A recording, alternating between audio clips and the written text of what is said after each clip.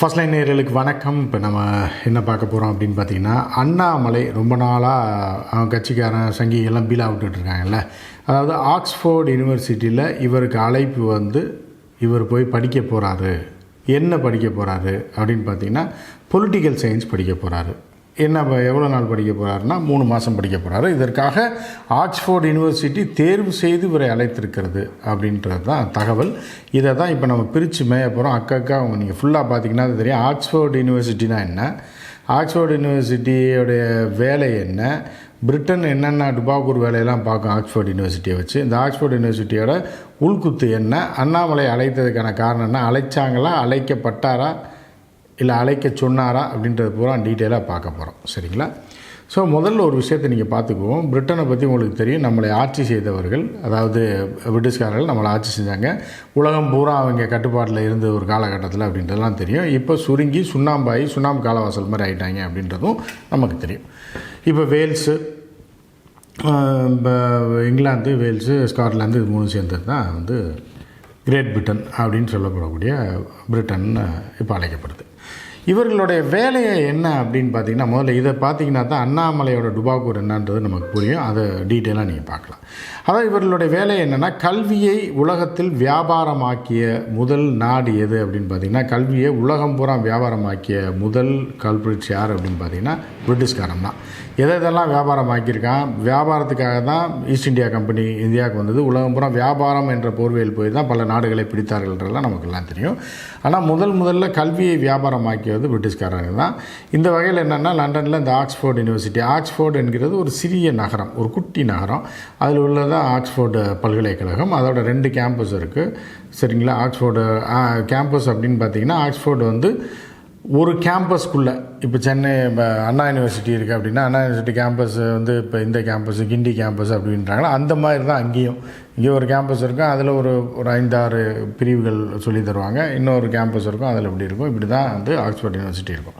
So இதில் என்ன அப்படின்னு பார்த்தீங்கன்னா, இவர்கள் வியாபாரம் ஆக்ஸ்ஃபோர்டு யூனிவர்சிட்டி எதுக்காக ஆரம்பத்தில் வைத்தது அப்படின்னா, இவங்க வந்து தேர்ட் ரேட்டாக பண்ணக்கூடிய, நம்ம லோக்கல் எல்லாம் பண்ணாலும் ஒரு பொண்ணையும் பையனையும் கோர்த்து விடுறது, இப்போ சொத்தை அபகரிக்கிறதுக்கு என்னென்னா இவன் பொண்ணையும் பழக விட்டு இது மாதிரி பண்ணுறது. இப்போ அத்தை மகன் மாமா மகன் இருப்பான், அவங்க வந்து குடும்பத்தில் வந்து மாமா மகன் வந்து வீக்காக இருப்பான் அவங்க குடும்பம். மாமா பொண்ணு இன்னொரு இப்போ அத்தை பொண்ணு வந்து பயங்கர கோடீஸ்வரனாக இருப்பான். எப்படியா அந்த பொண்ணை லவ் பண்ணி தூக்கிறான், அந்த சொத்து பூரா நமக்கு வரும்ல. இதுதான் நீ எதையுமே இன்டர்நேஷ்னல் பாலிடிக்ஸை நீங்கள் ஆகா ஓகோன்னெலாம் எதுவுமே பார்க்க வேணாம். நம்ம லோக்கலில் தெரு சண்டை நடக்கிறது தான் உலக சண்டை. தெருவில் நடக்கிறது, குடும்பத்தில் நடக்கிறது தான் அங்கே நடக்கிறது, பிரிட்டன்லேயும் யூஎஸ்லேயும் நடக்கிறதுன்றதை நீங்கள் தெளிவாக புரிஞ்சுக்கிட்டிங்கன்னா உலக பாலிடிக்ஸ் புரியும். நீங்கள் வெள்ளைக்காரன் மாதிரி கோட் சூட் போட்ட கோமாளிகள் கோட் சூட் போட்டு பேசினா மட்டும்தான் அது சர்வதேச அரசியல்னு கிடையாது. அதை முதல்ல புரிஞ்சுங்க. ஸோ இப்படி இருக்கும்போது கல்வியை வியாபாரமாக்கும்போது என்ன பண்ணுறான்னா, முதல்ல வந்து அவன் என்ன பண்ணுறான்னா, 1900ஸ்லாம் பார்த்தீங்கன்னா லண்டனில் போய் படிக்கணும் அப்படின்னா சாதாரண நாட்கள் படிக்க முடியாது. மிகப்பெரிய இடத்துல இருக்கவங்க தான் படிக்க முடியும்.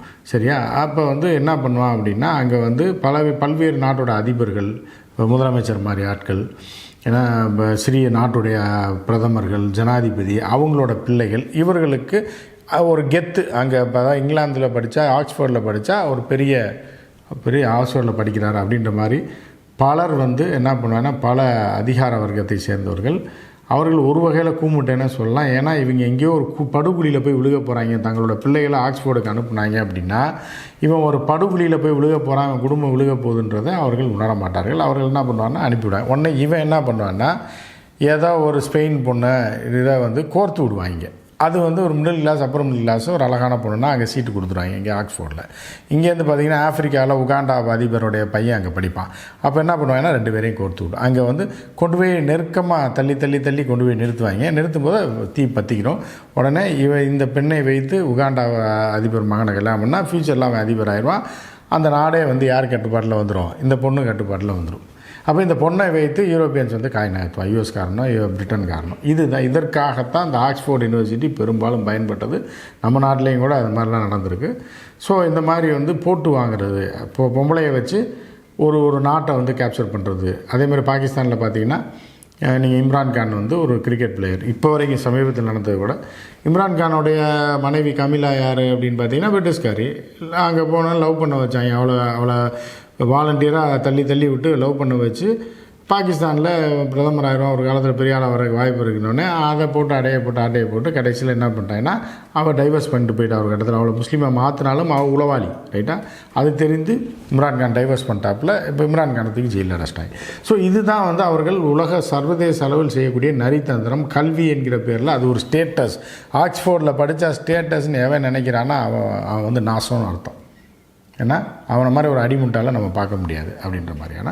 ஆனால் ஹியூமன் கேபிட்டல்ஸை பொறுத்தளவுக்கு நீங்கள் ஆக்ஸ்ஃபோர்டு லண்டனில் படிக்கிறான் என் மகன், லண்டனில் என் பொண்ணு இந்த யூனிவர்சிட்டியில் படிக்கிறான் அப்படின்னா பெருமை அப்படின்றவர்களுக்கு பெருமையாக இருந்துட்டு போட்டு அதை பற்றி பிரச்சனை இல்லை. ஸோ இப்படி இருக்கக்கூடிய ஒரு இதுதான் செட்டப் தான் அது போக இன்னொரு விஷயம் என்ன பண்ணுவாங்க அப்படின்னா, பல நாட்டுடைய தலைவர்களோட பையங்க அங்கே படிக்கும்போது அவன் மூளைச்சலவை செய்து என்ன பண்ணுவான்னா வெஸ்டர்ன் தாட்டை வந்து அவன் மண்டக்குள்ளே பூத்தி விட்ருவான். சரியா? நீங்கள் இஸ்லாமிய நாடுகள் பல நாடுகளை சேர்ந்தவர்கள் அங்கே படிச்சிருப்பாங்க. அங்கே வந்து வெஸ்டர்ன் கல்ச்சரையும் வெஸ்டர்ன் தாட்ஸையும் அதில் இருக்க சந்தோஷம் வேறு அப்படின்ற மாதிரி மண்டையில் பூத்தி விட்ருவான். இது உள்ளுக்குள்ளேயே இருக்கும். ஒரு நாளைக்கு அதை தட்டி விட்டு தூக்கிடுவான். இதுதான் அவர்களுடைய பிளான். ஸோ இப்படி இருக்கும்போது இதுக்கும் அதிபர்கள் பிரதமரை பற்றிலாம் பேசுகிறீங்க. இந்த அண்ணாமலை ஆகாவலி தானே, அண்ணாமலையை பற்றி ஏன் இவ்வளோ பில்டப் கொடுக்கணும், அண்ணாமலை படிக்க போகிறதுக்குன்னா இதெல்லாம் நீங்கள் அடிப்படையாக தெரிஞ்சுக்கிட்டால் மட்டும்தான் இது வரும். இப்போ அண்ணாமலைக்கு வருவோம். இப்போ அண்ணாமலை எதற்கு கூப்பிட்ருக்காங்க அப்போ நம்ம பிடிஆரை பற்றி நம்ம பேசியிருக்கோம். என்ன அப்படின்னு பார்த்தீங்கன்னா அதை அடுத்து பார்ப்போம். இப்போ அண்ணாமலையை எதற்கு கூப்பிட்ருக்காங்க அப்படின்னு பார்த்தீங்கன்னா, இங்கே உள்ள தூதரகங்கள் இருக்கு இல்லையா, எல்லா நாட்டோட தூதரகங்கள் வெளிநாட்டில் இருக்கிறது பூரா உளவு பார்ப்பதற்காக மட்டும்தான் இருக்குன்றது அப்பட்டமான உண்மை. ஏன்னா கேட்டால் தூதரகன்னுவான், தூதர அதிகாரின்னுவாங்க.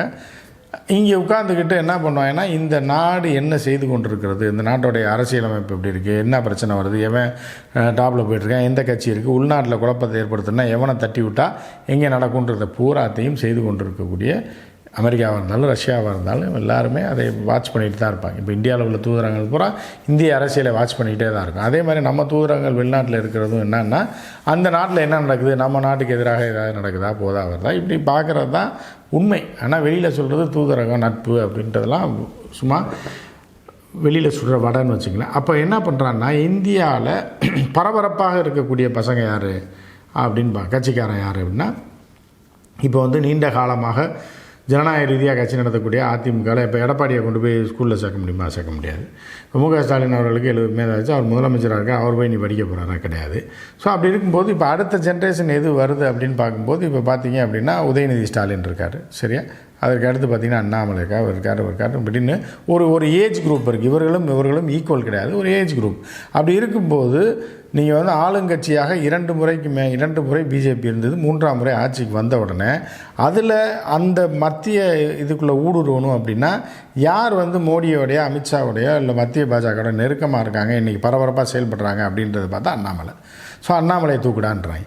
அண்ணாமலையை தூக்கணுன்னே அண்ணாமலை என்ன நினைப்பாப்புல, ஆக்ஸ்ஃபோர்டில் நம்மளை கூப்பிட்ருக்கான்றப்ப ஹியூமன் கேபிட்டல்ஸ் மத்தியில் நமக்கு ஒரு நல்ல பேர் வரும், சங்கிகள் மத்தியில் ஆக்ஸ்ஃபோர்டில் தலைவன் பயங்கரமான ஆளே, ஆக்ஸ்ஃபோர்ட்லலாம் கூப்பிட்ருக்காங்க, கிளாஸ் எடுக்கிறாங்க, அவரை செலக்ட் பண்ணி கூப்பிட்டு அவங்க செலவுலே பண்ணுறாங்க அப்படின்றது பூரா இவன் சந்தோஷப்படுவான். இதனால் நமக்கு ஒரு பின்னாடி ஒரு கூட்டம் சேரும், இதோட ஒரு ப்ளஸ் தான் சொல்லி அண்ணாமலை நினைக்கலாம்.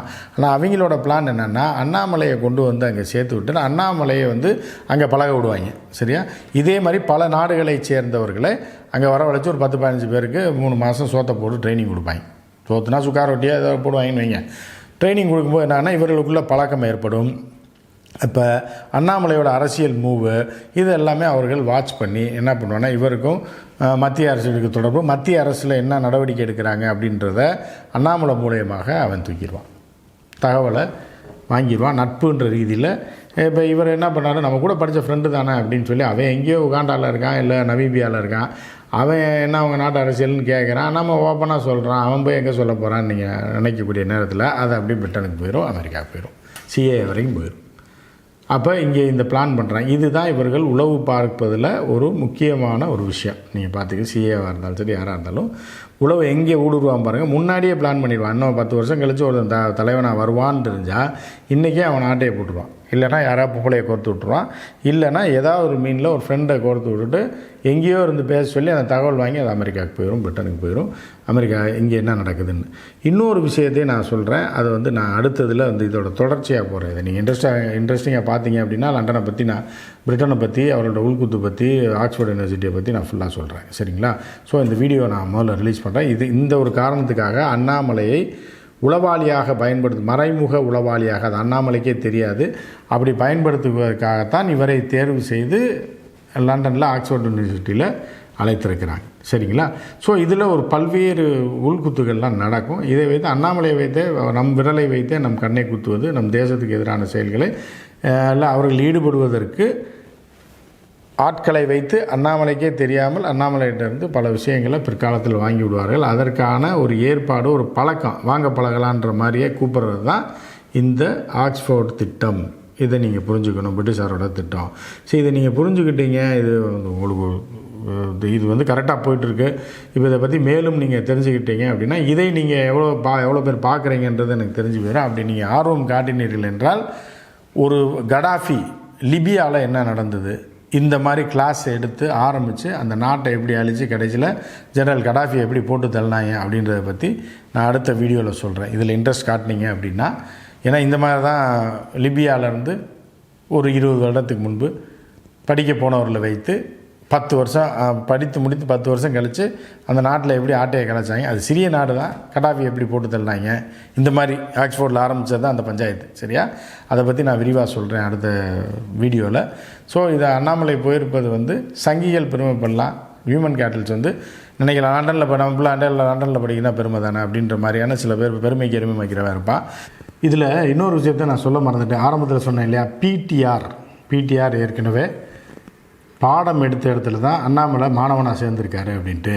அது என்ன அப்படின்னு பார்த்தீங்கன்னா, 2020 2022 அப்படின்னு சொல்லிட்டு இந்த 20லேருந்து 22 வரைக்கும் இந்த 2 வருடம் அவர் வந்து அமைச்சராக பதவியேற்ற பிறகு ஒரு டைம் தான் போயிருக்காரு.